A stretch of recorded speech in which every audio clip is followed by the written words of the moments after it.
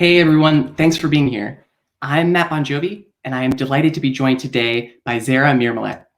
Zara is a senior research scientist at the Bay Area Environmental Research Institute and NASA Ames Research Center.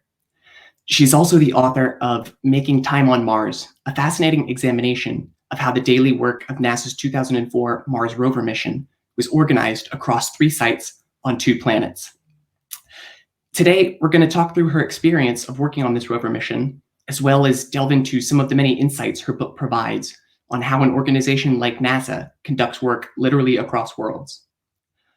Throughout the talk, you might have some great questions popping into your head, and when you do, please go ahead and add them to the YouTube chat. We'll have some time later on for Zara to answer some of these.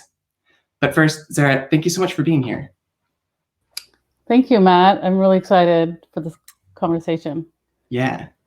Yeah, so to start, I want to take us back to 2003.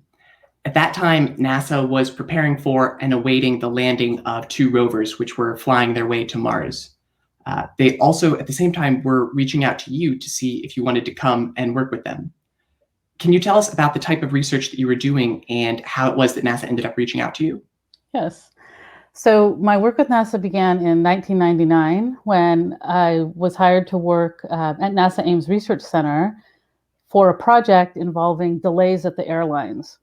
So I did a project at San Francisco International Airport, and it led to a second project extending to include another airport. And when I completed that second study, I moved to Southern California to start a doctoral program. And about a year in, I got a phone call from Dr. Roxana Wales, who was the lead ethnographer at NASA Ames Research Center in human-centered computing and work system design. She had, along with her team, been working already on NASA's Mars Exploration Rovers mission. And she was calling to see if I was interested and if I'd be available in about a year's time to join them on the mission. So of course, yes, and hopefully yes. I did what I could to get ready in completing what I was doing in my second year at the doctoral program. And then I moved to Pasadena, California, so I could be as close as possible to the Jet Propulsion Laboratory where the mission was being run out of. And between sometime up at NASA Ames Research Center, which is in Northern California, and the site in Southern California, I became part of the team and worked as an ethnographer on the mission. Yeah. Can you tell us about what an ethnographer is and what they do? Yes, absolutely. I mean, so many are familiar with the concept of culture, and ethnography is the study of culture. And for some researchers, like the work system design researchers and myself, we study culture in institutional communities. And when we do that, we're taking into consideration the ways in which cultural aspects like habits, values, norms, various activities and tools shape and are shaped by the community. And for some of us, we do this work as participant observers. And this means that you're maintaining a formal role and you are contributing to the community's goals. At the same time, you retain a critical distance so that you can continually question the cultural aspects that are shaping the work environment. That's quite interesting. So when you say that you're working towards the organization's goals, is that by conducting the research that you're doing and briefing them on that, or how does that work? Yes. So this is part of the, I mean, it's a challenge, but it's a known challenge. With more experience, it becomes, you move through it with more ease.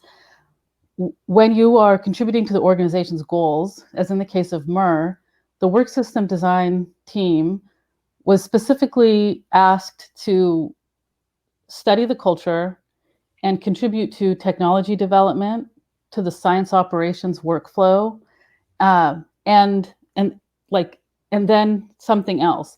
So with ethnography, you can have a vague area of focus, but it's a key element is to retain sort of a non-directed stance. What else will you find? You have your methods, you're going to put them into place, and when you've agreed to contribute to an organization's goals, you're going to know that at some point they'll need some reflection on some aspects. You may have something and you may not. If you don't have anything, you'll have a rationale for why. If you do have something, you may give a recommendation, or you may need to indicate more time is needed to observe and determine whether this is a pattern that should be addressed, or one that needs to be put aside and another focus taken. Right. And was this the first time that NASA had brought in an ethnographer to work on one of their missions, or had they done that before? So I knew that, since then, I've seen technical reports that indicate persons did do ethnographic studies for projects at NASA, but I don't know of a mission before MER that ever had ethnographers on it. And to give a little bit of context that might be interesting, NASA Ames Research Center is in Silicon Valley, and some of the first work ethnographers sort of grew the field in that area and working for tech companies. Leaving those positions, some of them went into NASA Ames. So it was a very specific period of time when there was more than a few ethnographers working at NASA Ames and availing themselves to what they could, projects that could benefit from their type of research. And NASA's Mars Exploration Rover's mission was one of them.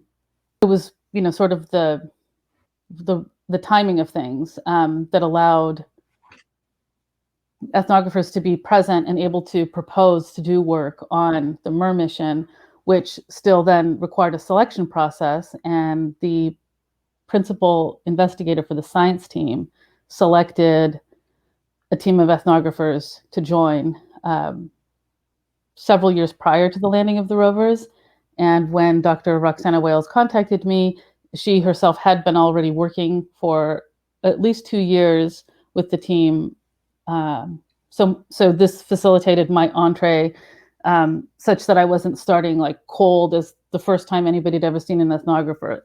By that point, they still didn't quite understand what ethnography was or why we were there, but I wasn't the first one they'd seen. So that eased things a bit. That's quite nice. Yeah. And we've talked about the mission that you were working on, which was the Mars Exploration Rover, or MER mission. Can you give us a quick overview of what that mission was and what NASA was trying to accomplish with it? Yes. So the MER mission, the short way of saying it, was scheduled for operations January 2004 to April 2004. This was the nominal period. And over the course of this time, they would continue to search for the evidence that water once existed on the surface of the planet and for life-sustaining elements. They would do so using 2 rovers that were solar-powered, landing them in 2 specific spots on opposite sides of Mars, and remotely operating them continuously for 90 days on Mars. I have a slide just to give a little orientation. The image on the left was very widely circulated. It's a rendering of one of the robots by Dan Moss, who made a very nice animation of the journey that the rover took from launch to landing and then roving across Mars. The right image is one actually taken by Opportunity rover, which was the second of the 2 rovers. And this is an example, it's the rover with an image being taken showing its shadow figure. The slides don't continue, so I'll just continue with the description. There were 2 rovers. Each of them were set to work when sunlight was shining in their location. So with 2 rovers on opposite sides, in a day's period, always one would be working. The science team at Jet Propulsion Laboratory was self-divided into 2 groups, each one dedicated to one of the rovers. And when the robot you were working with was powered up, traversing and following its commands, the scientists themselves would be asleep. That was their off time. When their robot powered down because the sun had gone down, that's when that science team would get up and work for their shift until reaching that point in the timeline when they needed to send their commands to the engineers.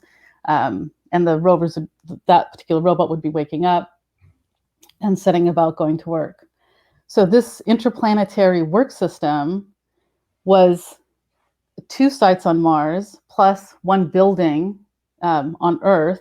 And in that building, there were workspaces set up specifically to host each of the 2 science teams. And of course, there was the matter of infrastructure to support this interplanetary work system. Yeah. Yeah. Can you tell us a bit about that infrastructure? Because, yeah, obviously there's 2 sort of different Mars time zones going on, and certainly that's got to be a headache. Right. So let's see.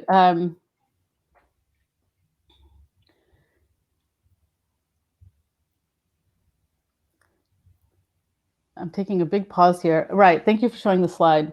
I use this partly for myself to keep the visual orientation. The time would get so complicated. It really helped to look at the sites. So we had a building to mark that there was a single time zone for the most part at JPL, California, in Pasadena, California.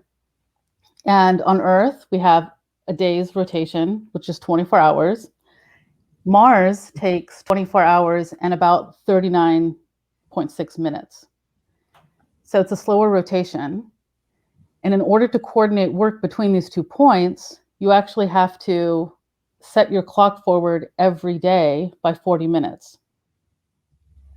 So I have another slide here that gives you just a very simple breakdown of what that looks like. Each rover is working when it's starts a workday at the same time. But the scientists have to change their workday 40 minutes every day forward. And when you're working on one rover, you have your workday and it ends.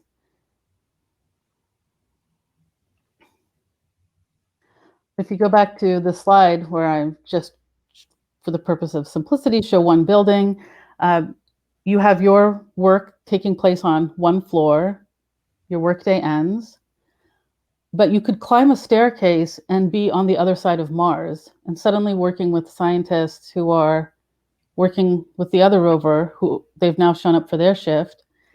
And in this enclosed space, it very quickly, you lose track of time and your focus is on what is happening on Mars. And there's always something to examine, something to analyze, persons to discuss with. So while there were dedicated teams following a particular timeline and single Mars time, the boundary blurred very quickly. And really everybody was working with both rovers as much as possible. Right. So that's quite interesting. So the mission itself, each rover would wake up, quote unquote, at the same time, but that time is Mars time, basically. And that time shifts relative to Earth's time sort of every day by this 39.6 minute increment. Yes. So it seems then NASA made this choice at some point that we're going to run this mission based on the time that the rovers are seeing, which is Mars time, as opposed to the time that the actual scientists are seeing, which is Earth Pasadena time. Yeah. What kind of went into that decision? What things were they thinking? So the underneath that Mars time is the basic relationship of working when the sun is up and working when the sun is, and not working when the sun is down. So locally, organization-wise, we would bin this under farm time. Pre-industrial organizations, you work when the sun is up because you have light. And though you will have human physical energy after the sun is down, you don't have that resource to help you see, just to put it simply. With the rovers being solar powered, it wasn't technically necessary that they only work during the day when the sun is up, but it would increase the chance of their longevity. The nights on Mars are very cold, and they did have to use resources to keep themselves warm at night. So they were using power at night, but the idea was to limit their power usage at night, maximize their power usage during the day. So this creates a rhythm of work that they're following the sunlight when they work and when they don't work. So once you have that as the primary time work relationship, and you look at, so this, who's working with these robots? Some humans. Well, we can just have them work according to the passage of the sun on Mars at the respective site of the robot that they're working with. And, we have the tools to do that, right? We have spreadsheets and watches and digital clocks. And so it'll be a fairly, simple matter of having people keep up with the changing time. In the mission prior to MER, called Pathfinder, they did use Mars time, and they used it for a short period of time. The fact that it didn't create any catastrophe, it was not a problematic exercise. It wasn't an essential exercise to the mission, but it was used and it was non-problematic. You had persons from that mission on MER who could, in the discussion of whether they should use Mars time or not, give evidence that yes, we've used Mars time before, we used it for a short period of time, and it wasn't a problem. So with the group's agreement, it did make sense, and again, there was no catastrophe on MER either. So it's not that something terrible happened, and so this is why we should study it. Rather, it's something really interesting happened, and there's something there to unpack to understand how that all happened. Yeah. And was that something that they specifically were having you study, or was that something that you had picked up after you got there? Right. It was not something they were having me study. I had gone on with the benefit of having somebody say, like, an ethnographer who was already there, who knew my experience, had the confidence to say, Zara's gonna come, and whatever she sees, like, not directing me toward anything in particular. So in my first few months, I found things that were worthwhile to write up as recommendations or observations for others to consider and reflect on whether they had the same interpretations and that something should move forward or not. The aspect of time was not on my horizon as an area of issue. I received it as other members of the team received it. This is the time we're using. This is how we keep track of it. And I made note of that as I would with anything else. Okay, this is what we're doing. This is how we're keeping track of it. And in the process of doing research where I have some things that I'm focused on and some things that I'm not, even those things that I'm not focused on, I'm still keeping track of, because you don't know until you do the ongoing analysis, like what suddenly emerges as something to take more time to consider. And of the many things that came up, Mars time was just one of them. It was astonishing that something so complicated could have been accepted as something so easy. It wasn't one Mars time, it was two Mars times. And it wasn't, a total environment that allowed people to think that, well, we're in a bubble, and so we'll never have any Southern California sunlight disrupting our circadian rhythms, and people are going to stick to their one rover, and they're not going to leave, or they're going to leave when they're supposed to go get their rest. Like, all these assumptions just went out the window, and somehow people made do, and it was, it was just, it was marvelous. Like, it was marveling. I marvel over it still. Yeah. Yeah, because you said earlier that basically there were two floors in this building, and one was where Spirit was and one was where Opportunity was. And on Mars, they're on opposite ends. It's like a 12-hour difference. But then a scientist on Spirit might just go upstairs or downstairs and be on the other half of Mars. And presumably with this being kind of a pretty unusual experience for these scientists to be working with these rovers. They want to maximize their time. So that became a problem then, of people just kind of saying, I'm going to go 12-hour time difference and not really care? Well, the problem, if it was a problem, it was the problem labeled as fatigue. Mm-hmm. And that sort of leaves the space of what a policy is going to manage, and goes into what an individual has chosen for themselves.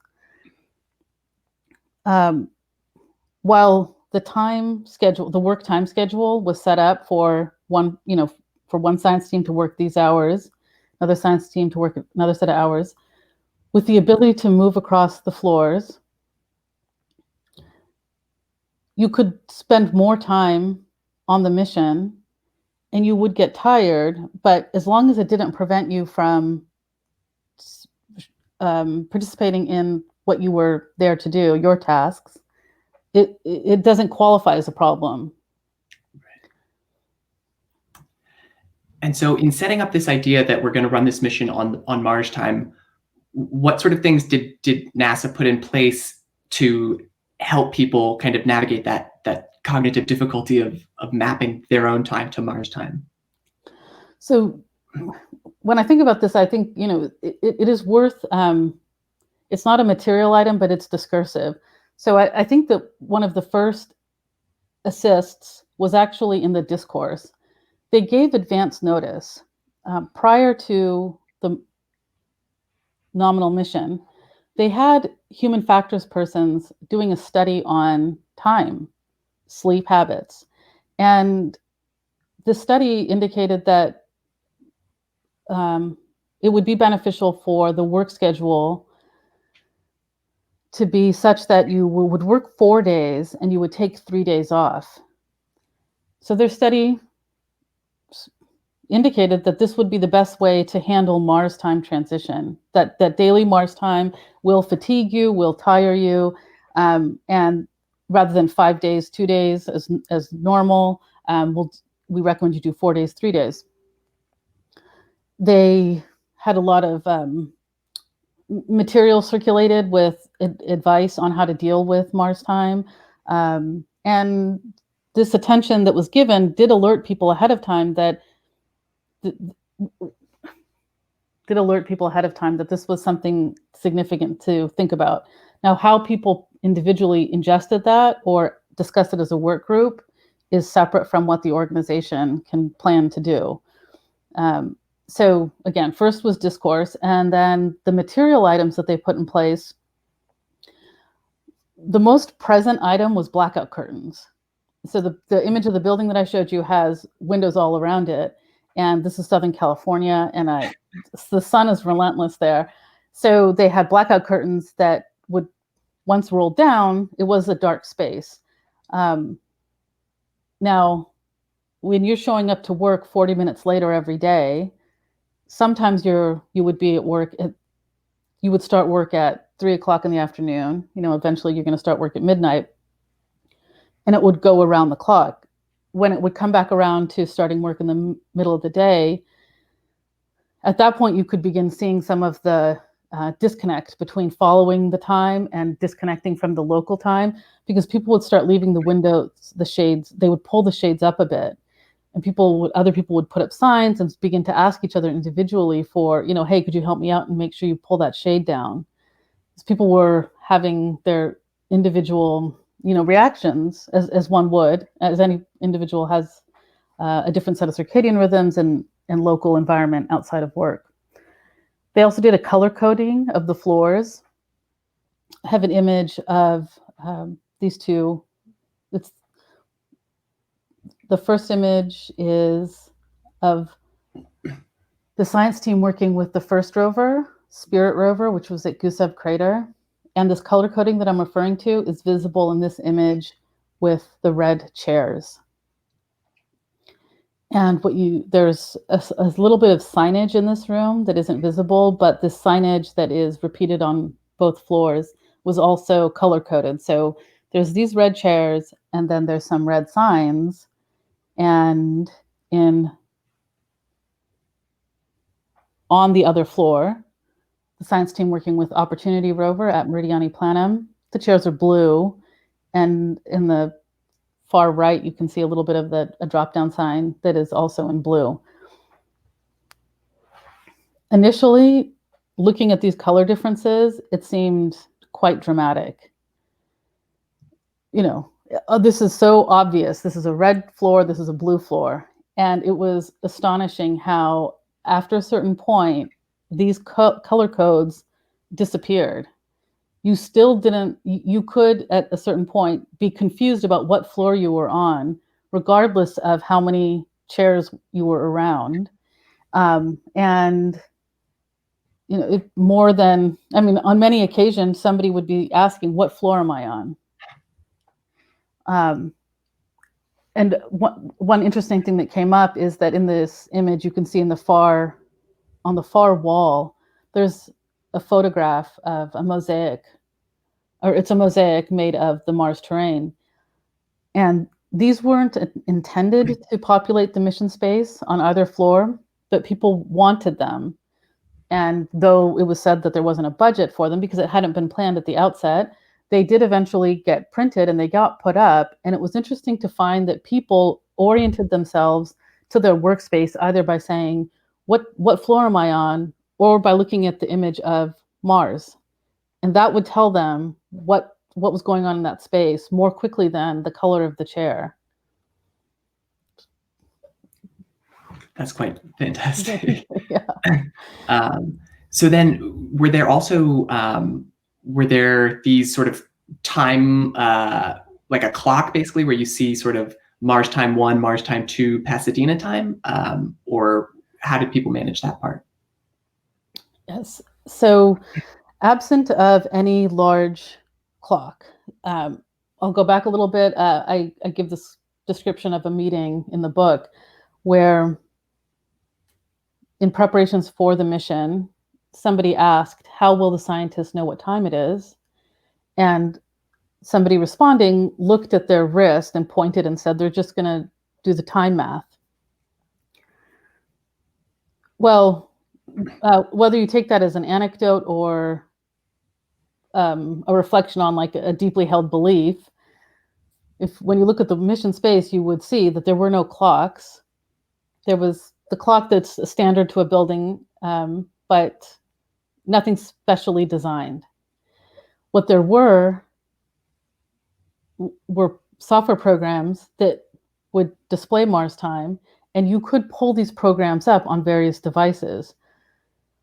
What we would eventually have, and I have a slide for this image, these MER boards were designed for scientists to display images that they needed a group to be able to look at.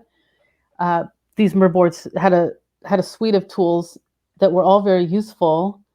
And one of the most useful things they demonstrated themselves for is as a clock, as to tell time. So each floor had 5 just in the science working room. And in this image, you see 3 of these MER boards, and all 3 subgroups have used them to tell time. This was not a mandated use of the clocks. Like, they didn't say, these are what you're going to, this is how you're going to tell time, or each group turn your MER board to time. This was as it was happening in situ. And what the colored bars indicate are the time zones that they have, that they're looking at, or that particular group wants to pay attention to. So the first group on the left is looking at Mars time at 2 sites, as indicated by the green and the purple, and the white bar would be possibly the local time. And when you move to the middle MER board, you see it displaying 4 time zones, 2 of them on Mars, 2 of them on Earth. And of course, the far right is 1 site on Mars and 1 site on Earth. So this adds another degree of complexity in that when you encountered a MER board with Mars time on it, you didn't know if it was adjusted to the times that you needed to know. It's more reflective of the last user or that work group. So you may need to take a couple of steps in order to, bring up the time that was important to you in that moment. Right. So yeah, so certainly from NASA's perspective, it's, oh, these are brilliant scientists. They can kind of do a little bit of addition or subtraction depending on what they want, and figure it out.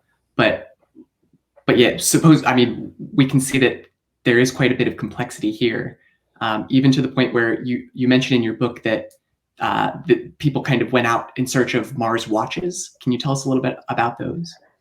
Yes. So while these MIR boards became used for telling time during the mission, there was another timepiece that was created prior to the start of the mission. And this was at the behest of two JPL engineers who said, well, if it's a slower time that we need, we'll get watches that run slower. Okay.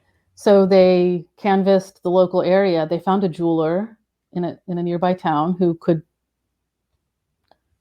said he could make these watches. I mean, he took a watch and he slowed it down, and they sent out sent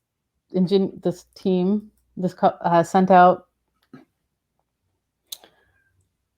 I mean, to say it's a marketing sheet is to over describe it. It was a slide with 6 watches on it. It showed the type of watch you could get, and the price was between like $125 and up. And for an additional $30 or $50, you could get the face of it would have the face of Mars. And again, so to the point that the scientists will figure it out, yes. I mean, people did figure out how to manage this. The issue with the watches was that, well, one, they were expensive, and two, it was very quickly realized that they would stop telling Mars time accurately. And once they did that, you'd have to take it back to the jeweler. So this adds a level of, a task to your workday that's already, subject to so many different factors. If somebody's watch stopped running according to Mars time, they might never reset it, and it became an artifact, a special token from this mission. The image that I'm showing here is of a person whose position included overseeing multiple work groups and keeping track of work activities across work groups. And what she has for this are, in the foreground, one watch that is a Mars time watch, though it doesn't have the Mars face on it. That's a Mars time watch in the foreground. The second watch over to the right is Earth time. She's got a dual-faced Earth time watch. The third black strap is not actually a watch, but it was a part of a human factor study to keep track of sleep. And then the fourth watch in the far back is another Mars watch. And that one actually does have a Mars face on it. So she was keeping track of time at both Mars sites and 2 different sites on Earth. Yeah, so kind of keeping track of all of that is itself quite complicated. But then if you want to be a person who's operating on Mars time and then also sort of have a personal life and see your family and go out to eat, that becomes extremely difficult each day that you're shifting by 40 minutes. What sort of impacts did you see on the individual scientists sort of managing this difficulty? Mm-hmm. So I remember the first time it really caught my attention was when some people decided to not follow the 4 days on, 3 days off. Some people used that for the reason that in those 3 days they would travel. So let me back up. Everybody was not local to Pasadena. Not everybody moved to Pasadena. And so for those that lived outside of Pasadena, they would use those 3 days to travel home and see their family, and then return for their work shift. There was temporary housing set up, so this was accommodated for. Again, what really struck me was the first time I learned that people weren't going home, because those 3 days became questionable as to, do they stay on Mars time or do they shift to their family's time in order to see their family? And if they don't shift to their local family friend time, then what's the point in being there? Because when you go back to that site, the garbage truck is showing up, and it's the daily time rhythms that are taking place, which when you're the only one trying to resist them, it becomes more of a burden. And so they stopped, some people stopped returning stopped returning home. And in a way, that's like taking away part of what was meant to support them in managing Mars time. But the advantage was, of course, then that they remained around a group that was going through these same time rhythms with them. So they could choose to not do the 4-day, 3-day. They could work as many days as they wanted. And in their off days, they would still be in the presence of persons who are following Mars time. Yeah, so obviously that then kind of becomes quite difficult on you as a person. And also, you said earlier, we have these factors of fatigue and obviously stress in this high stress environment. How did people then start to deal with these issues? Was there sort of a formal process at NASA where you could kind of register that you're having difficulties, or how did that go about? So, excuse me, as a lot of organizations, there is a employee assistance program, and there was lots of material to encourage people to speak about their issues if they were having, and so to that, I want to acknowledge that there was that present, and that it's not something that I would be able to say I know more as to how many people asked for assistance. One notable item that I talk more about in the book is inside of NASA, we are in a private space. You have to have a badge to get in, you have to be vetted. And even once you're inside, people may not speak openly around you until they get to know you. It's what we commonly have in most communities. And what was interesting was that though once you were inside the main workspace, like the image that I showed you, one of the science workspaces, this itself became a bit of a public space. So in this space, there was very few open complaints about time and fatigue. If something was said, it was said in camaraderie and jest, and then quickly passed over. It wasn't, we're going to, hey, really pay attention. We have to stop what's going on and discuss this. It was, yeah, me too, and, haha. And then in the rooms that were outside of the science workroom, either in the offices for the individual subgroups or hallways, in the cafeteria, at the restaurant down the street, that's when there's like this sigh of like open complaint, but not to the degree of this is so awful, somebody has to say something. It wasn't like hey, let's just keep talking about this and rally around this point. We need to go and have this changed. It was a release of steam. Oh, this is really hard. Oh, I missed this event. A recounting of how they were experiencing Mars time, but not in a tone that would demonstrate this was a grave concern.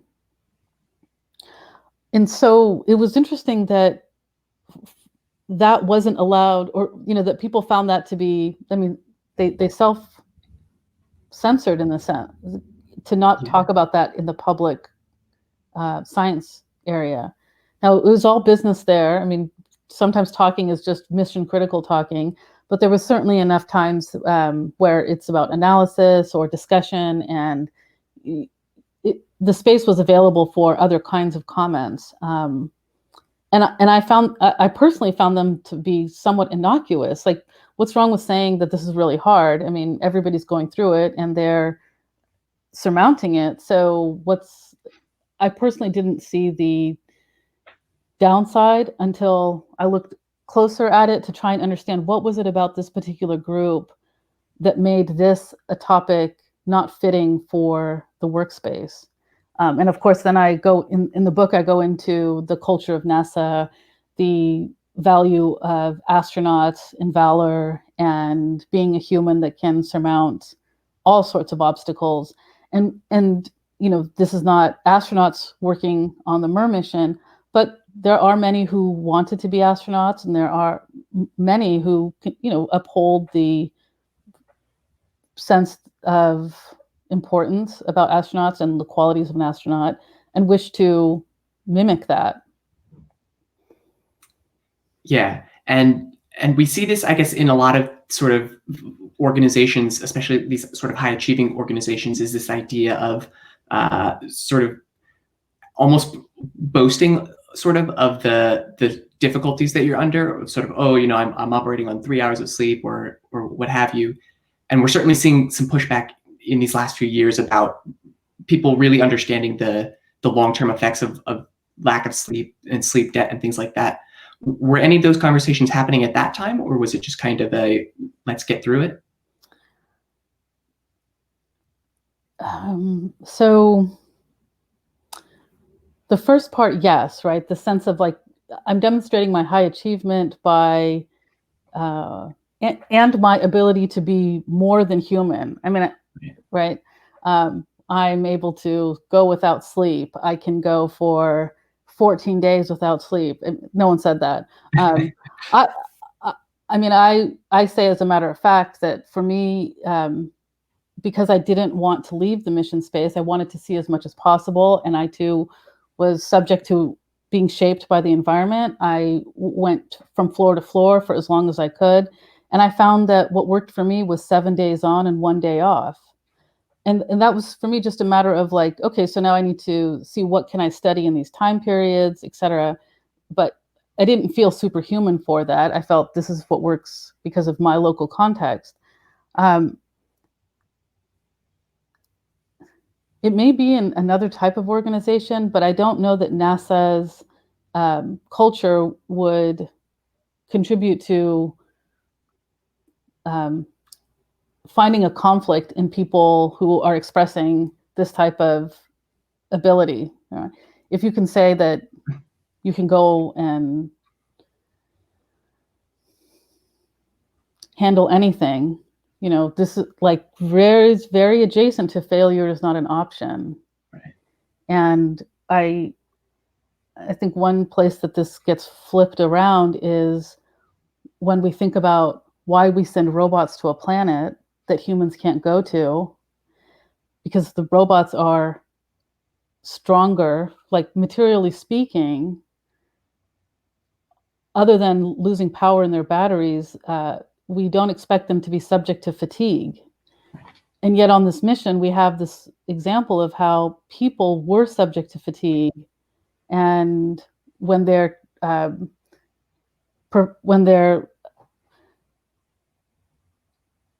willing to uphold this value of we don't need sleep,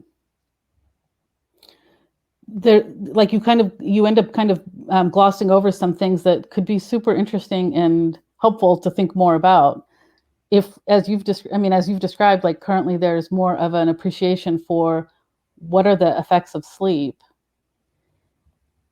If those are more well considered, we'd still want to look at the context in which they're being circulated, because there may be like organizational histories or cultural values particular to the organization or that community and society that are going to put people in an awkward position of saying, like, well, sleep really does matter. And then you find that actually, well, that's now heard by some people as disqualifying you from working on something where we want everyone to say that they can just work all the time. What comes to my mind is, the Silicon Valley model, or the description of people going into startups and being able to work all night, and even asking about the time work relationship there is it's asked sometimes, but when people are recruiting for those kinds of companies, I don't know that in an interview anyone's going to say, sleep's really important to me, so I want to make sure that you understand that before I joined. Yeah. Yeah. And to what degree, because the sort of nominal mission that you mentioned for MER was this sort of 90 sol period, so like right about 90 days. Do you think that played into this factor where people sort of saw it as this short-term sprint, as opposed to if someone were coming in and they have a 10-year career ahead of themselves and they're going to have to do it all on Mars time? Do you think that would have made a difference? I think that's a really good point. Yes, there was an end time. Okay, this is going to end. Well, there was two. Okay, so yes, this is only for 90 days on Mars. And every second is sort of is a gift. I don't, at any moment, the robot that you're working with could just stop. You just don't know. No one has ever said or postured that we know with absolute certainty that once we start working on another planet, everything's going to go well. People are very clear about the fact that we've tested, we have simulated conditions, and we still won't know. So every moment that the robot's there, there's this, it could be, tomorrow could be the last day. So even short, so 90 days was like, yeah, so at the most we have to do this for about 3 months, but every day you're in this temporal reality of, this could be the last day I get to do this. So I'm going to do it one more day. And then the next day is just one more day. Right. Yeah. Yeah. And it kind of pulls you along as you go. Yes. I don't know. Yeah, that's a good, I'd like to think about that. Well, what it would be if somebody said, you're going to do this for 10 years. Well, Yeah. if they said to you, you could be on Mars, some people would do it. Yeah. But if they said that you were going to be 10 years in one of the simulated Mars environments, like a habitat in Hawaii, would you do that? Yeah. I imagine people's calculus would be quite different on those two different questions. Yeah. So we have a few minutes left. So if anyone has any questions, please feel free to put them in the chat. But to continue on, so there is now another rover that's heading to Mars right now, the Perseverance rover. And do you know, have there been any insights that were gathered from the MER mission that are being applied to this new rover mission? So I don't know specifically, but I can speak like organizationally. At NASA, one of the ways that knowledge moves in this organization is through the people. So you have publications, you have technical reports, presentations. All of this is material that most anybody can access, and still, one of the most important vessels, so to speak, is the person. On MER, we had people who'd worked on previous missions, and between MER and Perseverance, which is the Mars 2020 mission, between these two missions, there's been landers, orbiters, and other robots on Mars. And you could look across those teams and find people moving through each of them, or their students or colleagues. But this movement of persons from MER to Mars 2020, just based on that, I would guess that, yes, there's going to be carryover on lessons learned and best practices that may never have reached, a piece of paper.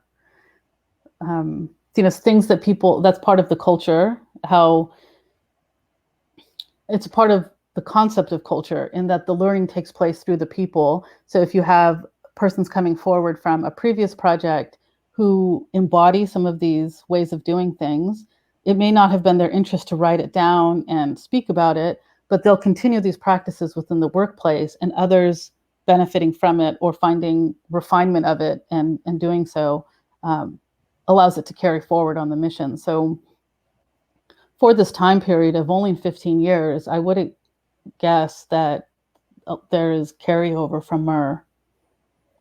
Yeah, that makes sense. And sort of to wrap us up, we're just about out of time. So you, as you say, you were on this nominal mission and you were operating on Mars time on this sort of 7 days on, 1 day off period. Were there any things that you found sort of surprising as you were going through, things that affected you or didn't affect you that were surprising?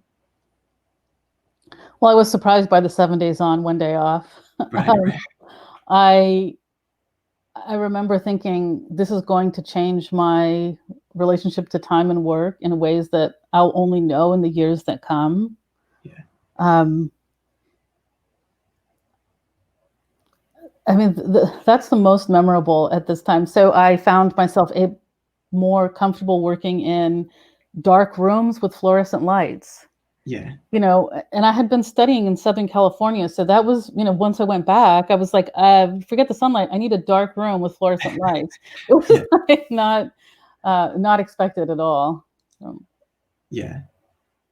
Yeah. Well, I want to thank you again for being here with us and talking us through this. I certainly recommend your book for anyone who has an interest in Mars and Mars time and just work study in general.